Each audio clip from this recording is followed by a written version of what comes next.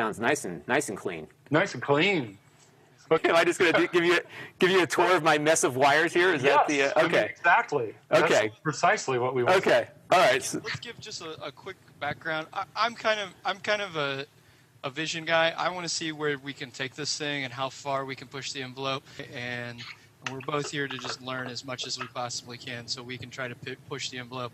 And that's really what Produced Hangouts, the community, is all about, is pushing that envelope and helping everybody kind of push it together so that we can get all these ideas out there and just create an industry is what it boils down to. So make some money together. That's a good... yeah, help us help you, help us help you. That's perfect. That's right. The next YouTube phenoms, you know. Yeah, exactly. G plus Hangouts. Sitting in our basement studios, as you can see here. That's right. I think Lon, you already are, and there's a couple other people on our list that have been. Steve Garfield since 2005. January 1st, 2004. It's the year of the video blog. He's been a YouTube phenomenon, so it's amazing to have that kind of caliber, like, following us, and including you, Lon. Well, I'm not up to that caliber yet. I was just stupid enough to buy all this stuff. And, trying to, and here's what's funny. I bought this stuff before I realized that, well, right before Hangouts on Air came into existence, I had gone out and bought some of this stuff. And oh, cool. And what I'll do is when I walk you through the hardware, I'll talk about how what you think is going to be one purchase turns into like 8. Oh yeah, that's what we need to know. So we can do that. So you guys want to get started, and we'll just kind of walk through the whole thing? Yeah, sounds great. Okay, and then just stop me anywhere along the way to ask questions, and we'll just kind of play with it as we go. So, and we'll start in 3, 2, 1. Okay, we're in my home studio, and as you can see here, this is what it looks like from the other side. It doesn't look all that attractive. We're actually, let me pull up my other camera here. We're in my basement. So this is the only room in the house my wife would let me do this in. So this is where we are. So I think what I'll do is kind of take you on a tour of everything, and we'll just take it from there and show you what we're using here. So the first thing you'll notice is that I don't know how decent my video quality is or not, but all of this stuff is currently operating at 1080i. So you can run this at 720p or 1080i, and I found that whatever video codec that Google uses in the browser is just, so it doesn't. It's funny, sometimes a webcam might give you a little bit more clarity, but you lose the flexibility of all this stuff. So let me take you on a quick tour of the hardware. And this is the business end of the switcher back here. This is the back of the ATEM television studio, and this is about $1,000. It's about $900. And what it is essentially a little board that you can plug HDMI into. And right now we've got all four of the HDMI slots taken up with stuff. And you could also run a DVI on there too. So you can have a total of 6 devices, HD devices, plugged in with video. Audio can get carried over the HDMI. When it came out, it didn't do that. So I had to buy this thing above it, which is an audio to digital converter. And what this thing does is basically converts analog audio off of my mixer, which I also had to buy, converts it to AES ABU audio, and then it runs through this BNC cable back into the switcher. It does not have analog audio input, but if you have a way of getting audio to HDMI, then you're good to go. And that wasn't the case when it came out, but they did a firmware upgrade, and that got the whole thing going. So that's that. You've got face recognition going on. Yeah, it's funny. I got this. Long story, but I get I get stuff from Amazon to review from time to time, and I'm apparently designated as a photographer, so I get all these Sony cameras all the time. So this is a little Sony camera that I got, and it outputs really nicely. The problem is the facial recognition is, when it's on, it puts the box up even when you instruct it not to have any display at all. So the camera I'm using to record me is a Canon HDV, whatever it is, the 200. It's a little bit of an older model. It does the face recognition also, which is good for like a one-person studio, because I don't have to get up and set all the adjustments. I just set it to auto. It finds my face, and generally it works fairly well. I don't know if I look washed out or not, but usually it comes out pretty good. So, all right, so that's the back of that, and sometimes the Sony camera gives you some trouble. I had to buy this mixer, and initially because of that digital audio problem, let me switch over to that. Because of that digital audio problem, which now if I had a way to get it in through HDMI, I would do that, but I'm just too tired now to try to figure it out. So you have to just kind of take the good with the bad. So it's kind of overkill, but this was the only mixer I could find that would output XLR into the digital audio converter. So that was a little bit of a hassle there. So that's the audio end. I also have another camera. Where did it go? There it is. This is an old HV20, and these are really good little cameras. And I don't know what they're going for on eBay right now, but if you can get some of these old Canons, they're excellent because they output really high quality video over HDMI, and you can see what that camera is outputting there. It works great, and I have a bunch of product reviews on my YouTube channel, so you can see the output of that camera. It's really impressive. And yeah, I've got one, and I've used it quite a bit. I love it. It's fantastic. So the Canons, and it's funny because I've had now these Sonys to play with, and I've had the Canons, and I think the Canons do better as studio cameras than the Sonys do. I've just seen a little bit better dynamic range. The camera doesn't get as washed out with stuff. And my biggest gripe with the Sonys is that even when you have all the displays turned off, that facial recognition thing shows up and gets displayed over the video, which can be pretty bad. So, and that's probably due to the hard wiring of the HDMI, and they haven't made it a professional HDMI output. So they just left all that stuff in there just to flow through. Right, it just flows right through. And I think Canon just gives you an uncompressed signal, if I'm not mistaken. But whatever it is, it's awesome. So I've got the 200, which is a AVC HD camera over there, and then I've got the HV20 behind me. And the only reason why I put the HV20 behind me was that occasionally it would get confused by my backdrop over there, and it would lose focus on me. So I figured, let's put the better facial recognition camera up front. So when I can afford a cameraman, when I get a cameraman, then the sky's the limit. So my wife's my cameraman. So that's good. My wife isn't.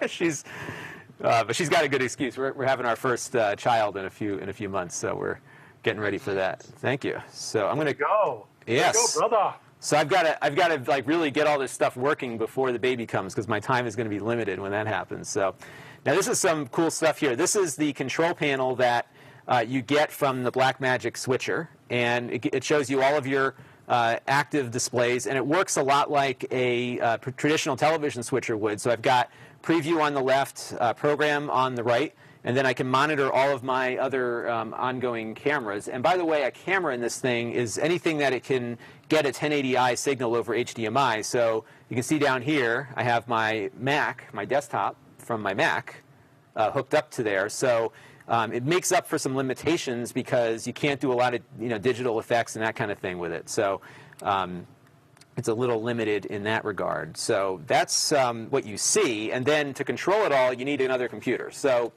another Amazon freebie was this Dell touchscreen. And if I could touch the screen right now, I'd be able to push those buttons. But instead, I have to use a keyboard and a mouse that I keep on the desktop here. But basically, the control panel of the switcher is pretty straightforward, and it looks and acts kind of exactly like a traditional thing would. And it would be awesome if they had an iPad app because it would be a lot easier to work with this thing. But you can set it so you can have keyboard shortcuts. So I can just hit I can hit number 1 on the keyboard or 2, and you can see it changes my preview settings there. I think if I hold the caps lock key down, it's supposed to switch automatically, and it doesn't always do that on the Windows version for some reason. So you have to hit like Control 3 or 2 or 1, and that'll switch with a keyboard command. It's actually very similar to a television broadcast switcher. It follows the same guidelines. And I found, too, if you watch and I do the little thing there, it works pretty much exactly like they did. We used to have one of these like really old ones in my cable access studio in Connecticut here, so it was very familiar when I got into that. Now, one thing it does, which is pretty cool, and I don't I wonder if I have it on my computer desktop here.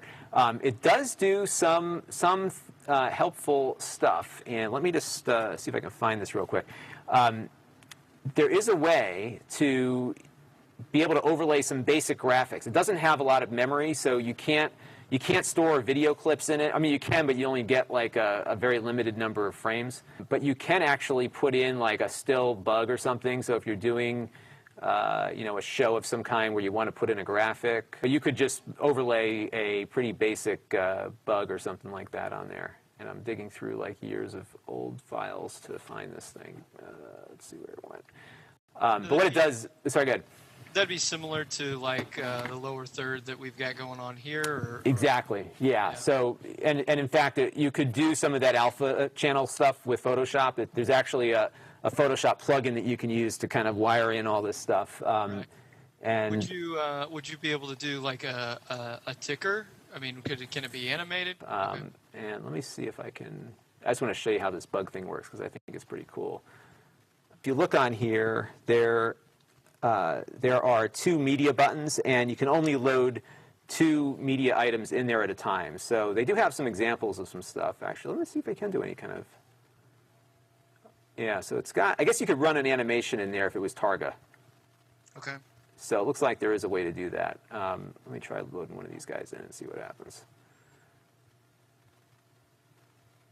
All right, it's chewing on that. So let's go back to the switcher. I can then pull up Media 1. And I think if I do that as a downstream key, and you can spend a lot of time like just playing around with this stuff, trying to figure it out. Have you found that it's somewhat intuitive, though, because of the fact that they have done what I think is a pretty good job of making the controls pretty kind of like Apple does with their books. You know, it's just a flick of a wrist and it turns the page. And this is very much like the hardware that most people are used to. Yeah, it does do. It's very intuitive. It's really not a hard thing to pick up. And what I found too is that even where the manual might fall short, there's a lot of people online who've just been tinkering with this thing and are really really eager to just try to make things work. And so that's been I'll figure it out. That's been pretty helpful. But you can do that kind of basic stuff.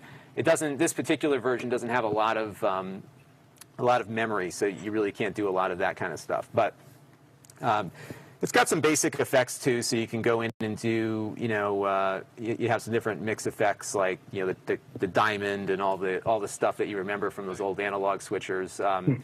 If you go into, let's see, so here's like let me cut back to 2. Zoom out here for a second.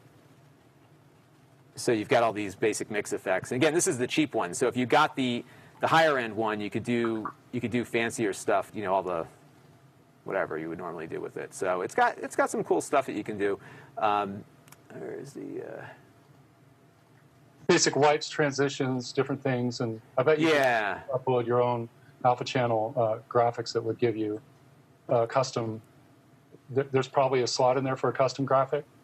I think there is. I'd have to look through here and see what you can do. But you can see here on the end, like the DVE is not working, and nor is the Stinger, because this particular one doesn't have those doesn't have that option available. So I wonder do you know what the cost to upgrade is? It goes from $9.99 to $24.99, okay. and then that's where it gets like into this question of, okay, what's the better deal? Is it better to go with the $5,000 thing from you know who I'm talking about? Those guys. NewTek. NewTek. To go with the TriCaster, because when you start piling stuff in, before you know it, you can easily get to where that entry level NewTek is, and NewTek does it all inside the box. So and for me, what I originally purchased this for was we do some news footage down here in Connecticut, so occasionally we'll go out and cover a live event or do something like that. So I don't need all the gusto, I don't need all the fancy effects. We're just doing some really basic stuff, and the things that I do with this mostly, which are things like this or doing product reviews, I don't need a lot of fancy digital effects because a lot of that I'll do on Final Cut or in post-production or whatever. So cool. So, for me, it was like, this was probably the best fit. I probably bought too much stuff initially that I needed to do. So, what I'd like to do is cut that whole mixer component out and do all the audio mixing in the switcher. Let me show you that real quick. That would be nice. And this is all new, this audio switching menu here. So you can get, by the way, a control surface. So newly released by Blackmagic? Yeah, and it works with the existing hardware. So I didn't have to pay for it. It showed up one day, like, here's your update. You can now use this. Very sweet. Which is really cool. So you can see here, now every camera that I have that is producing audio is echoing me right now, but you're not hearing it because I haven't turned them on. Click around. You can't. There's a lot going on there. Yeah, and you can't. Isn't that cool? Yeah. You can't detach the tabs, unfortunately, but they do have a control surface that's compatible. So okay. So you can use that over. You can plug it into the computer that you're using to control the device. So you could. Have you seen a mention of the term MIDI protocol for this switcher? Yes. Cool. And that's I think that's the standard they use is a MIDI kind of thing. So that would be nice to have like on an iPad separately, and then have maybe the switcher on the keyboard. It would be possibly even use a piano keyboard to control stuff. That would be kind of cool. Mm-hmm. That would be cool. Yeah, well, and a lot of people have that available. So some people might already have some way to make that work initially. So, and it's cool because you can really get a lot of audio into it now. And this did not work when I got it. This is all new. And then the cool thing you can do with it. So let's say we want to load up some videos that we want to play while we're doing this. So let me pull up one of my YouTube videos here. And what we could do is play this thing. So now I'm playing some stuff here, and I think I'm on camera 4. This is exciting, man. I'm stoked. There's a $1,000 got you all this that we're looking at. Sort of, yeah. You had to add the audio output converter to the AES EBU. What's that? Yeah, that it's a Behringer. I'll show you. I'll get you the model number after we do this. I just can't get around to the front of it right now. I'm like, I'm connected. But we've actually posted the video on that. But I do want to see it. But you don't need it now if you have a way to get audio through your camera. So you can forego all of that. Hallelujah! That's cool. Yeah. So if you can get audio into HDMI, then you're golden. You just have to give up a spot. So that's a big thing because that'll knock about $600 off your investment. So wow. What I want to do here, along with can you guys hear that? Noise canceling technologies to really see, I can't hear that, and I should. Get rid of any excess noise and only pull out the. Well, we can hear that, and that's maybe where some of the looping is coming from. It could be. I just turned it off. Yeah, cool. But why can't I hear that? That's a good. It'd be cool that there's all these options. Yeah, right. Options that will totally wreck your life. Exactly. So now I'm going to have to rack my brain. I know why I can't. So this is why I can't hear it because I am connected to you on this computer. And the audio, and I'll show you why I have this in a minute, is going through here. So, H4n, awesome machine. Yeah, this thing's awesome. It's a very versatile little kit. So, but this is how you do it, right? You just jury rig all your whatever hardware you have in the closet. How can it be used to hook things together? So, so that is how that works, and it's cool because you could load up a bunch of video on your computer and use that as your deck, basically. Or if you had some other device that you wanted to hook up through HDMI, you could just load video up and play it back. And then what's neat is that your Hangout viewers can see that video also. And I think that's cool, right? Because an application here. But if I switch over to camera 4 on the switcher, let me play it back here. And I'm going to go full screen. So I'm running this full screen from YouTube. And now I'm playing back video over this. Oh, neat.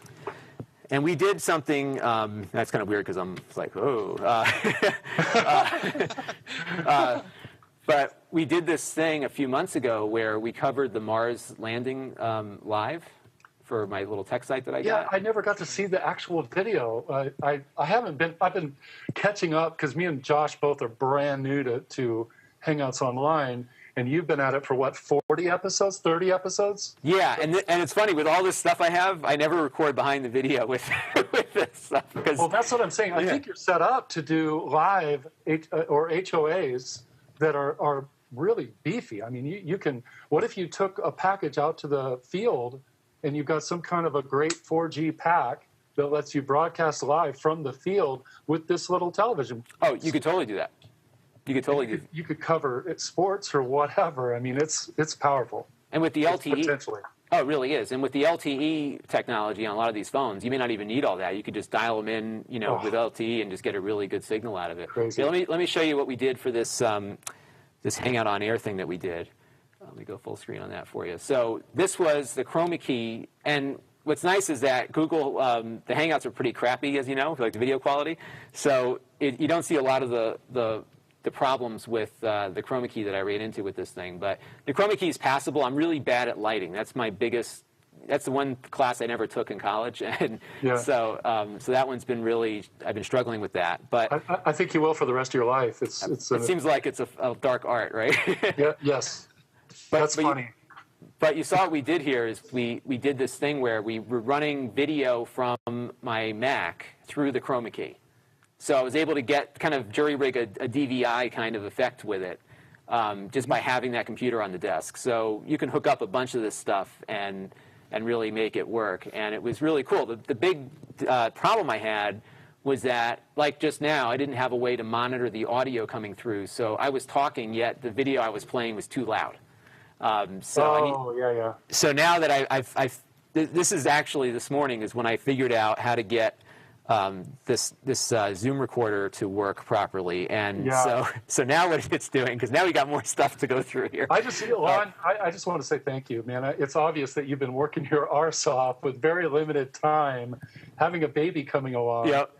And thank you, because this is really fun. This is exactly what we were hoping for. Well, good. I'm glad I'm able to deliver for you here, because this is a hobby for me, but it's a fun hobby. So when I was a kid, I had a cable access show, and I used to I would go out in the, I was doing like video game reviews and stuff, and we would have to go out. We'd go out to these video game stores and record like all these weird Japanese import games. And awesome. You had to figure out like how do you plug all this stuff in and make it work. So it was one of those things where you begin to learn what you need to buy at Radio Shack, and now it's all digital, and you just keep buying boxes that do things. And so let me show you this stuff here. Now this is the meat of the operation right now. This is a Blackmagic Intensity Extreme. And what it's got on here is a Thunderbolt connection, an HDMI in, an HDMI out, which is really important in a minute, and a breakout box. So what I've got now, and this is how I'm making this audio thing work, is the audio is coming through the breakout box here. Mm-hmm. So HDMI is coming in off the switcher. So the switcher is delivering essentially just straight up 1080i video and audio. So it's the mixed audio signal and then whatever is coming through on the switcher. That gets out, all the audio and analog stuff gets outputted automatically through the breakout box. This thing's amazing. It really is. So then $500 price point, right? It's like 300 and something, I think. Oh, so cool. It's not too bad. And then the Thunderbolt goes into the MacBook Air here. So a little air is good enough to do the job. Awesome. And it plugs in. You have to buy the Thunderbolt cable separately, by the way. So there's a Thunderbolt connection there. And that's how we're getting this to stream. Now, the problem that you run into is that although the box outputs audio through Thunderbolt, Google's browser thing doesn't like the audio out of there. So you have to bring the audio in a different way. And before I sold the MacBook that had the Thunderbolt and the audio in, which was a stupid thing to do in hindsight, that was easy. I could just plug in the audio off of the breakout box, and it was good. Wow. But now, because there's no audio input on the Mac, you've got to get it in another way. So this is where I was like, oh, what else do I have? So and I was like, oh, I got this thing. So I'm running those two RCA cables. This, by the way, this cable is probably from my junior high school experiments with audio. Wow. So that runs into an adapter that goes into the Zoom box. I have the Zoom outputting over USB back to the Mac, which gets out to you. Okay. So if I was monitoring, I guess I could plug my headphones into here and just monitor from there, and that would probably work just as well. And then I could probably hear the audio. So the added benefit of using this thing is that I could also record the audio for the audio podcast. But I don't get your audio that way because you'd be looping back through the process like that problem we had earlier. So, so there's that's the next solution, the next problem I've got to figure out, because normally what you would do with one of these things is you would, if you do it like how Leo Laporte used to do it, and probably how he still does it, is that he's got 4 distinct Skype machines. So people are all on separate Skype machines, and then he's running those through his TriCaster and then bringing them all in one spot. Oh, wow. Okay. And then you've got to break the audio into 2 different channels because, you don't want to hear. You can't hear yourself because that would obviously be a disaster. So, like on the mixer, you could run these FX channels on there. So you could run your audio on one path and everyone else's audio on another. So you can avoid having that loop back. And that's Dan McDermott has a setup that seems similar to what you just described. And I think I am still trying to figure it out, and I'll revisit it after your presentation. But I think it's basically 2 live Hangouts, one with the group of people that's private, and one with his public, where he switches on to the public and he mixes them in with some green screen and some shenanigans there. I think that's what they did with the vice president's thing the other day also, because if you noticed, because when he was speaking, he didn't have everyone else underneath him. So that was probably how they, yeah. Huh. And I found that the Hangouts look better when you're just broadcasting with one stream versus having other people in there. Clear. So you could do that, right? You could set up a private Hangout and then have a way to switch in the other one. The challenge still remains is that you need to isolate the audio that's coming in over the computers. So that's the trick. So I think what I'm going to probably end up doing, this is getting more and more complicated by the minute, is probably get the mixer to do that with this thing somehow. That's my next task in order to record this stuff. Generally, the Hangout on air is good enough that you don't need to keep a separate recording. But if you decided to, there's another little option here, and this is a cool device. This is another Black Magic box. Oops, I hit my button here again. This is the HyperDeck Shuttle. And this is like another $300 thing. And what this does is I don't have one in there at the moment, but you pop in one of those solid state disks. Record. And it's awesome. So you pop it in, hit the record button, and if you're working on a Mac, it outputs ProRes 422 automatically, and you're done. It's fantastic. So you do one for the live. Right. And one for the fully produced that you take down the live, do a few edits, make it really clean, put it back up on your channel. Exactly. Okay. Exactly. It's really slick, and so you can just do that and then have a really high quality recording, because a lot of times you want to have a much better outputted version, especially if you're doing some studio work where it looks. I'm guessing I look okay to you guys, but it certainly would look better if I was in full 1080 and in a regular signal there. So there's a lot of stuff you can do, and what's cool about it is that because this thing has an HDMI out, you can just basically daisy chain it through. So HDMI in, out to here, shoots it through the Thunderbolt. At the same time, it'll also re-output that HDMI through the HDMI port. And then on the back of this thing, and it's hard to see back there, but on the back of this thing, there's another 2 HDMI ports. There's an in and an out there. So you can basically record live while you're streaming. Oh, okay, cool. Which is high quality output. Yeah, it's just awesome. So you can just keep looping these things around, and it's kind of mind-blowing what you can do.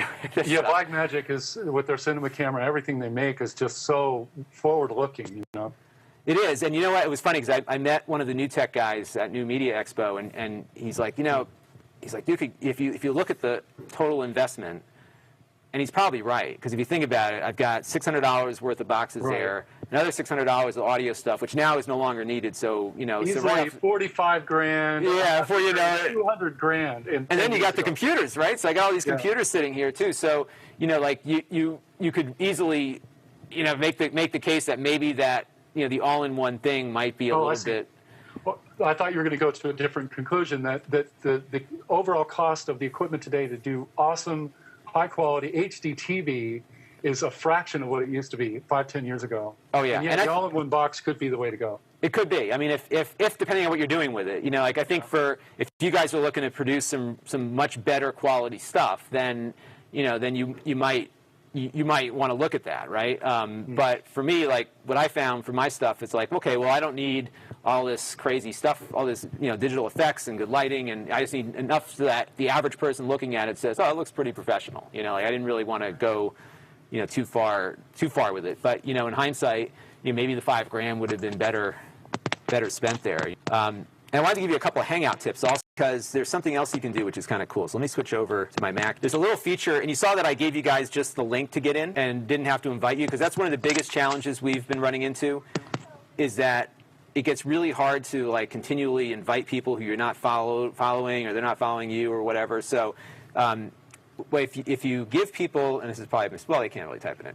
If you give people the link up here, see that link? Yeah. So that link is always active. In other words, like that, if someone hits that, like you guys did, you come right into the Hangout, and they've implemented something here called Cameraman. And what that'll do is, if somebody were to call in right now, they will be visible, hidden and muted from the broadcast. So they'll pop up below, but they won't come into the conversation unless you specifically allow them in. Add them in, yeah. And so you can chat to them and bring them in easy. Exactly. So you could send them away easy. Exactly. Or you could have or you could have somebody in who's like your producer. So like when we did the Mars thing, we didn't have a lot of people watching. We had like 60. It was like any given time, we had like 50 or 60 people in watching it, which was kind of cool, right? Just because it's we didn't really advertise it that much. And so one of the people that was doing it with us was on there and just feeding me stuff through the chat room. Very cool. But that gets him in, but he didn't want to be on camera. So there's a way to avoid that. And what you can do then, so like with Behind the Video, we have this link, behindthevideo.com/call. And right before we start the broadcast, I have a little WordPress plugin that I grab that Hangout link and I drop it into the WordPress page, and that page automatically redirects into the Hangout. So they could hit that same URL every week and then be able to dial in. And then they'll sit there until I'm ready to talk to them. So you have a little bit of a buffer between, it basically gives you the ability to open up your broadcast without a lot of negative consequences. Yeah, and then maybe, so I see you're really controlling it right inside the Google. You're not dealing with Twitter, you're not dealing with Skype, which some other people have done.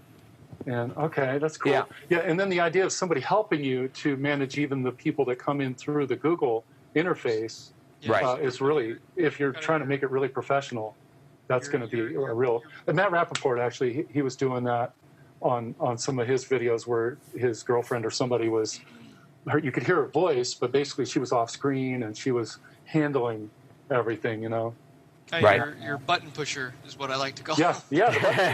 Yeah. Yep, and everyone needs a button pusher, so it helps out. And I think one of the things too with this is that if you could build all this stuff and use all this equipment. What's nice about the Hangout system, by and large, is that it has a lot of the ability to do basic switching. I see you guys have some really good lower thirds that you put together. There's a lot of cool stuff that you can do without having to go out and invest in a lot of equipment initially and kind of build. It's all right here in Google. Yeah. Right. Yeah. Which was one of those things where it was like after they came out, it's like, why did I buy all this stuff again? And I found a good use for it, and I'm using it. You're gonna use that Blackmagic stuff. Like I said, they really think through things and what are they going to need in 2 to 5, 10 years even. Right. And a lot of the stuff, it came out initially HD, and now it's like, oh, go ahead and turn on the 2K feature, turn on the 4K feature. Exactly. 444, 10-bit. It's all in there. It's all in there. It's like paste peconi sauce. And that's what's cool about even the recorder. When that, and I got the recorder after they did this, but initially all the recorder did was record raw QuickTime. Just dumped out uncompressed QuickTime. And then a few months ago, they just implemented the ProRes 422 codec. There's also an Avid codec in there too. Yeah. And so here's the workflow now. So I take the hard drive out of here. I got a bunch of these little Thunderbolt sleds. So I got one upstairs. I just pop it into I bring my MacBook upstairs to edit because it's freaking cold down here. Right. But I go upstairs and just pop the hard drive out, pop it in the Mac, and all that video is already ingestible into Final Cut. So there's no awesome.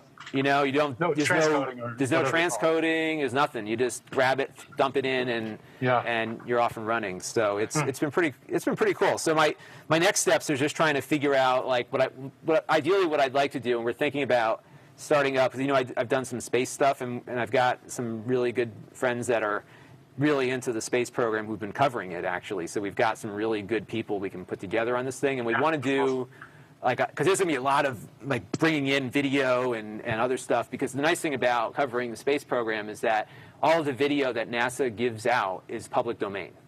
So you can use it, like, you know, to your heart's content, because they, in fact, if you're there at the at their digital library, they hook you up. They give you an Ethernet cable. You can just download, like, oh my goodness, terabytes of stuff. Like, it's my cool. favorite stuff that's come out so far is the DSLR time-lapse photography from the satellites that are zinging around the world. Oh yeah, they're showing that horizon and all those aurora borealis and storms and lights of the cities and.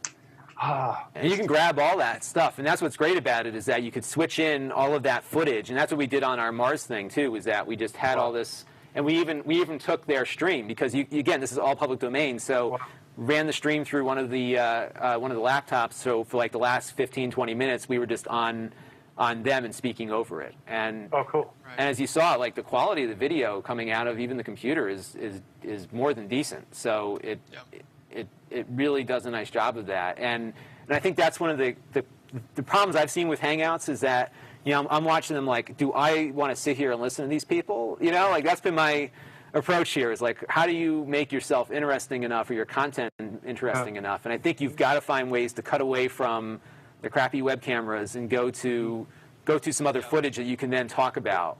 You know, if people are going to watch it with you. You know, and it's good old school cable television know-how that you've developed over the years, and the two worlds need to meet. You know, and that's kind of why I've got the cable TV camera in our logo, because we really want to bring the two worlds together to the so-called little people. None of us are little. You know, we're all, you know, kid president. Yeah, and, right. And so, you know, we want to make it an awesome year, you know? Yeah, and, I know. So Kid President is awesome. I just subscribed to him last night. I've watched like... So who's Kid President? The world needs to stop being boring. Yeah, you. Boring is easy. Everybody can be boring, but you're gooder than that. Life is not a game, people. Life isn't a cereal either. Well, it is a cereal. And okay. He's a little black kid, and he just tears it up. No kidding. He's like a boss. He's just amazing. Oh, that's he's awesome. the funniest little kid. I think he's like 5. No kidding. And I'll have he's to the check him funniest out. kid I've ever heard in my life. And so, but yeah, he's all about like being awesome and helping others be awesome and make it an awesome year. And that's cool. His pep talk video in one day has it's probably over 500,000 views now. Wow. I mean, he's really starting to hit, you know, so. It's incredible what kind of revenue you can get out of this stuff too. Because I do my product review channel, what I did is I focused my main YouTube channel into the thing that was getting the most views. So the two things were my dog and product reviews. Wow. And the dog was hit or miss. So I decided, let's just do these product reviews. I'm getting a lot of stuff from Amazon anyhow. They have this thing called the Vine program where they send you stuff to review, and you're not obligated to give a positive review, and a lot of times they don't. So I just started taking the stuff I was getting anyhow, making videos for the Amazon review, because it's part of the deal is you got to make a review for them. But I was like, well, I could put it up on YouTube also, and so I've been doing that, and I'm bringing in, this month is a little off just because we're in the post-holiday season, but right before Christmas I did like $120 in a month. Oh, cool. Not bad. You know? And people are watching the ads. I mean, it's remarkable, like how good the targeting is on it. So. Yeah. The AdWord and video word or video banner, and the AdWords, Google's just developing new ways to get off-site onto third-party sites and on YouTube in several different ways, and on search results, and it's so targetable, and yeah, it's pretty awesome. It's working really well. That's one of the questions I had is you know, where do you see this going as far as, like, is this the new YouTube partnerships that they have? Because I know you've got quite a few people. You know, you got like Julian Nunes, and you've got Chris Perillo. All those guys are kind of they're monetizing things, and theirs are kind of what we're doing here. You know, it's conversations, but it's more of a one-way conversation. You know, can we turn these two-way conversations into, you know, pretty decent shows where, you know, we can monetize them on YouTube like some of those guys are? Maybe. I think if you cut them down a little bit, and we've been experimenting with this too. So, like, for example, on Behind the Video, Tim Street published an ebook, and he thinks actually ebooks are a great place for video people to start making more money because you can sell it directly. Right. But he had this idea and he had old footage. Now, he had this stuff from like 10 years ago that he had an idea for like a viral website about this Washington scandal, and it was pretty cool. Like, really, I mean, yeah, professional actors, the whole 9 yards, but he couldn't get it hosted back in 1999 and find a way to monetize it just because people lacked the broadband connections, the whole thing. Right. Yeah. So I put it on the shelf, and then a couple years later came out and made this ebook, and now it's it's not making gangbusters, but he said it's if I had roommates, it would pay part of the rent. But what we did though is we had him talk about it, and we broke out that component of the podcast and just made a separate video of just him talking about the ebook. Yeah. And it was good because for him it was great because he could send that around to people. But we also found that it got more views than the show did because I think the problem with YouTube, the problem and the benefit of YouTube, twofold. The problem is that people don't watch long form on YouTube yet. The benefit is that they don't watch long form on YouTube yet. So because you can monetize in smaller bites. So like my product reviews are like 3 to 5 minutes long, and I've started if I'm in the mood for it, what I've been doing is starting to broadcast me making the review live. Right. Just so that it actually helps me because I'm less tongue-tied if I know people are watching me. So I've just been experimenting with that. But I think we're at a point soon where this stuff is going to start to converge and people will start watching it on television. And I think that's where you got to make it more interesting, because if you've just got like boring people that nobody knows talking to each other, it just doesn't work. And even like we found is we have, whenever we've brought in like one of the YouTube stars onto our show, that's when we get the viewership. If it's just Tim and I, they don't care. Right. You have to create a following to have a following. Exactly. And I think if you look at a lot of the successful people, they had followings somewhere else that they brought over with them, Right. So, but I do think what's going to happen is that, YouTube and Facebook, or Google and Facebook are locked in this, this battle royale. They're trying to, best each other and have a victor and all this kind of stuff. But what I think is going to happen is YouTube is probably as popular as Facebook or close to it. I mean, they think they switch positions all the time, but Google Plus isn't quite there at all. I think they're going to merge the two. With the numbers that came out yesterday, I think it was, Google Plus is now the number 2 social media for active users. YouTube's number 3, and Facebook obviously. Oh, really? Google Plus beat out YouTube? That's interesting. Yeah, Google Plus just beat out YouTube. I mean, and it was by the skin of their teeth. It wasn't like a huge margin by any means, but and they also went by active users. They didn't go by total traffic or anything like that. Right. They went by active users. So not counting bots. Not counting bots, right. Although I think what's neat about Google Plus that Facebook does, like Facebook is where my friends and people that know me are, right? Right. Google Plus is where people I don't know are that I want to meet. That's how we met. You know what I mean? Like there's like a way for, there's a filtering in it. And if I don't want you to know something, you just don't know it. You just don't know it, exactly. Yeah. I have this way of being very targeted with my message, and I guess that's kind of what I was talking about of build. It's a better way to build that base that we're talking about. You have to build the following. Well, I think you can kind of utilize Google Plus to help you build that following. I don't think it's the end all be all, but I definitely think if you've got the time to do it, it's a way to help you build that following. So. I think so. There's a woman I interviewed last weekend. She has about 600,000 followers on Google Plus. Right. And it's pretty incredible. And what's funny though is like I've got a lot of people following me on Google Plus, but I don't get a lot of engagement. See, I've been very choosy with who I follow and who I circle, and I don't have a lot of people, but I get a lot of engagement. I would like to have those numbers too. 600,000. I definitely wouldn't wouldn't cough at that. Right.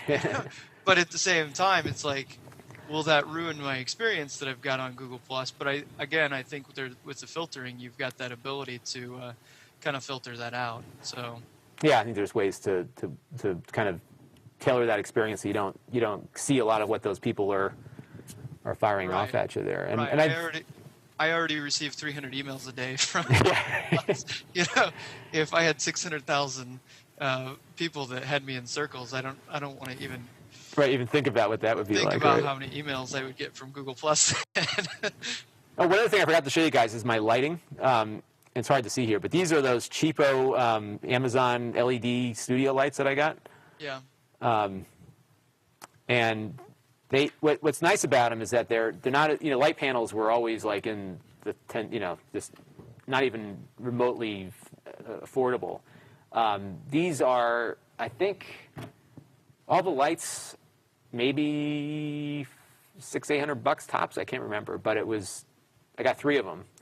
Yeah. And they consume like next to no power. I'm just laughing because mine is a desk lamp that I bought at Walmart for $7. Yeah, and I hung it from too. my ceiling. I hung it from my ceiling, and it's not great, but I think it'll get by. Yeah, I get by until I get a better idea of really how far I want to take this thing. So I think that's the way to start too. Yeah. Definitely. And how big are the light panels that you have there? The LED number? Is it like 300 or 500? Or? I think this front one is a 500. Yeah. Although it's like 85 watts, it's like less than a light bulb. That's amazing. And these 2 on the side are 300s, I think. But with the general size, it's like 1.5 feet, a foot, 2? Oh, yeah. I'd say the little ones are probably about 2 feet in width and maybe half a foot the other way. The other one is basically 2 of them stacked together. And part of why I got them was that when I had my other lights, I kept blowing the circuit breaker down here. So I just couldn't use them. Yeah, LEDs are definitely. I know whenever I switch out my lights here at the house, I'm taking incandescents and I'm taking regular bulbs out and replacing them with LEDs. I've got a friend here in town that has a solar panel, and he switched all of his lights to LEDs. He says he runs everything through his solar panels now. That's cool. So that's really cool. I got these here for $40, and they're dimmable. Yeah, those are great. And they're kind of friendly to the tripods and it can run on AA's for a while, too. It can run on AA's, or there's a little thing that'll let it take real popular Panasonic camera batteries. Those are handy out in the field to use, too. Yeah. So. Yeah. But that was the thing, was like the power consumption was just, like, I have so much stuff plugged in here already. Everything's got a plug, so... I think what I'm going to do is, at some point, probably build a little room for all this, like a little studio room for it. But I'm at the point now where I've all right, I've made all this investment and stuff. I'm not spending any more money because I got to figure out what to do with it all. But it's what it is. It's like, some people buy cars and old cars and they fix them up and like this is my hobby, So I was like, I'm going to go. I always wanted a TV studio in my house as a kid, so now I've got one and. It didn't cost $30,000 like it would have back then. So yeah, it's amazing. So that kind of segues into my last question here. Where do you see the industry going? I mean, what kind of things that weren't possible 5 years ago can you see that we can do now? I think I see where the industry is going is there's going to be a lot more content created. And one of the things and this is a problem, because one of the things that YouTube has done very smartly is the revenue share. Right. And so what that's done is it's incentivized people to, like, I wouldn't be doing these product reviews if I wasn't going to have some way to make money off of it. And, or I would have, but I wouldn't make it like my little weekend job, right? So I see there's a lot of potential for some great stuff. The problem is finding it. And there is so much crap. And if you go on, like, right now and just look at all the Hangouts on air, 3/4 of them are these kids like, oh, what is this? But, it's like there's nothing valuable being conveyed there. And it cheapens everything else that we're doing. So I hope, and this is my big hope, is that Google and YouTube will recognize that that they need to start looking at people who might have potential to be more than they are right now. Right. And not necessarily invest money in them, but at least give them the ability to get their stuff a little bit higher up. And they're starting to do that on the on-demand side, right? So if you look at when we do a product review, if after a week or two I've noticed my views increase, not exponentially, but they certainly go up quite a bit. And that's because they're now rewarding videos that are played longer. Right. To get a little bit higher up on the search rankings. So I see that happening. I think there's a real huge market for someone who can smartly curate, and there's not just one person or group that's going to do that. I think it's going to be within every niche. There's going to be people that are going to be curating better, and that's going to help everybody. And I think it's a matter of, we're going to get into this real big disambiguation of content where people that are really into home studios are going to go to your community, right? Right.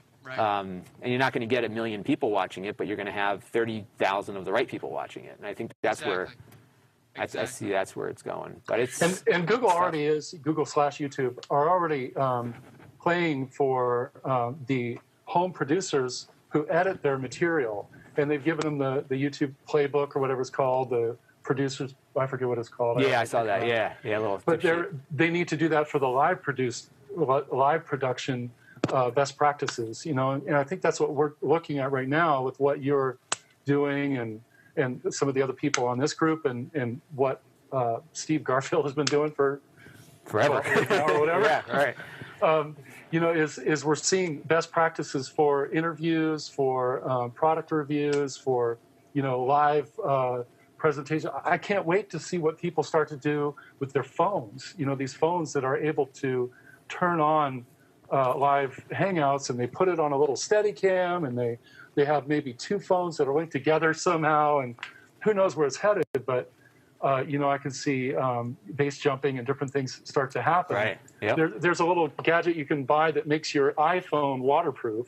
Right. And turns the camera forward, so you can slap it on the side of your helmet, or hold it like a kind of. It's just more conducive to a steadier shot. And I just think there's so much more coming, for produced live Hangouts, Well, and I'll just throw a little curveball in there too with the Google Glass coming. I can see POV, point of view, Google Hangouts, where you take tours of, the Louvre in France, or places you wouldn't necessarily get to go. I know I'm just going to, Sarah Hill works with Veterans United, and they do these walkthroughs of the different battlegrounds and the World War II memorials, and I could see this being a perfect hangout where, somebody puts on a pair of Google Glass and walk through these memorials and get these guys that aren't able to leave because they've got emphysema or they're just too old to be able to do these things, and give them the chance to do things that they wouldn't be able to do normally. And I'm also seeing, that second screen. That's a big thing. There has to be a way to interact better with the people that we want to interact with, and give a better fan experience for sports, for TV, and different things like that. So I can see Google Hangouts being a huge, and I think the music industry especially, has taken to this very, very strongly. I know Alicia Keys did her last record release from a Hangout, and it was similar to what you're doing here. A 3-camera setup and just kind of having a conversation. It was a 2-way conversation. Right. So I see a lot of different ways that this industry can go and grow. So, and I think the big thing that Google needs to do is a couple things. One is how freaking hard it is to get people into these things, because you saw just finding each other to get this thing started today. We go through that all the time. So thankfully that link option is there, but they should make it a little bit more prevalent. And then the chat feature is probably the biggest lacking thing right now, because there's chats going on everywhere. So you've got a comment stream going on the event itself. You've got You've got stuff within the community where we were talking about it earlier, right? Like Right. you've got all these things where there's a million places for these conversations to going on, but there's no chat room that's official. Oh, and by the way, the YouTube link, if you were to click on the YouTube link right now without making it make noise, you can chat on there, which is kept separate from the Google Plus chat too. So Right. it's hard to interact with the audience right now because of that, you know, Right. and You need a unified chat. Exactly, because I think that would keep people in if they knew that they could talk to us. Because right now, I think we're losing a lot of viewers. Even though we tell people where to go, I still think we're losing a lot of viewers constantly because there's always it's confusing.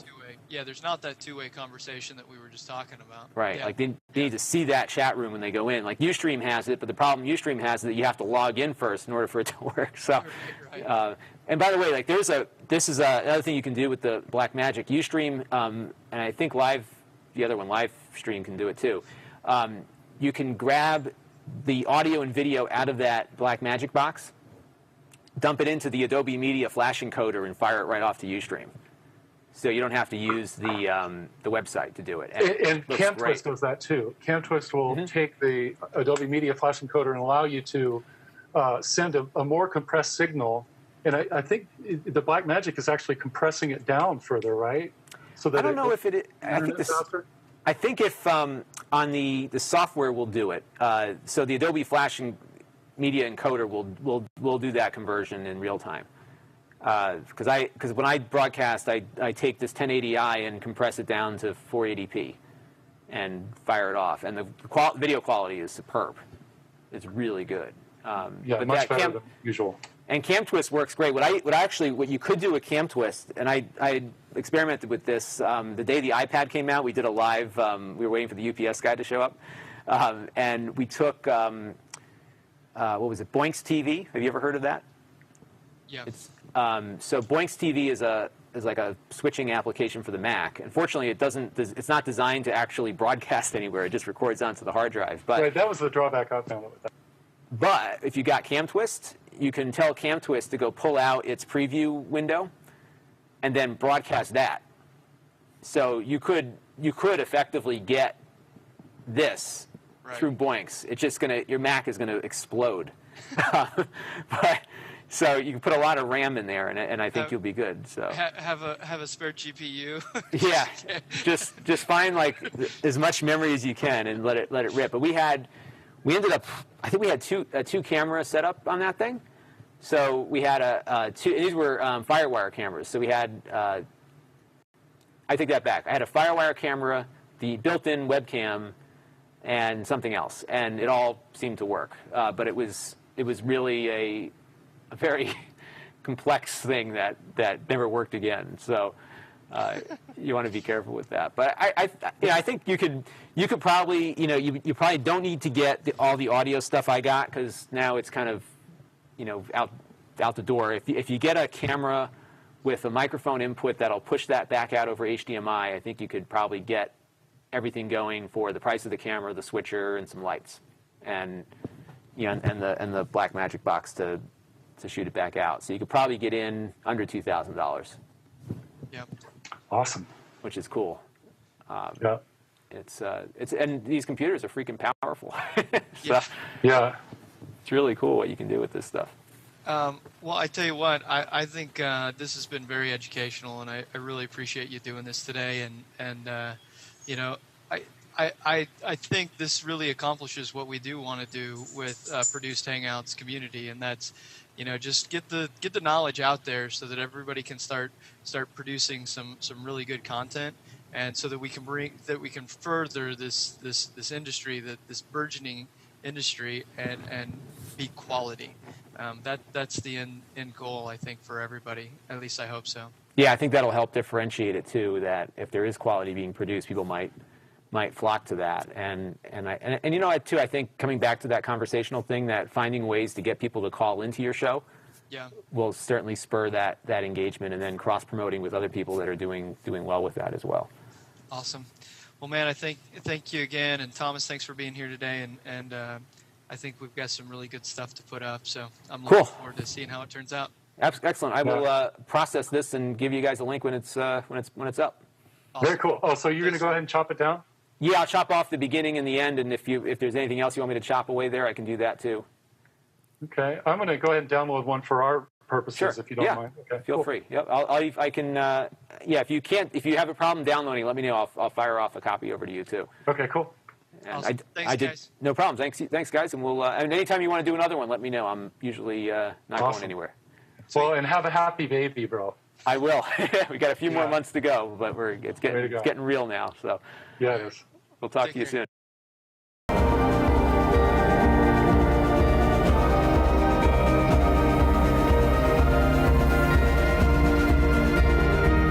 You've just been pep talked. Create something that will make the world awesome.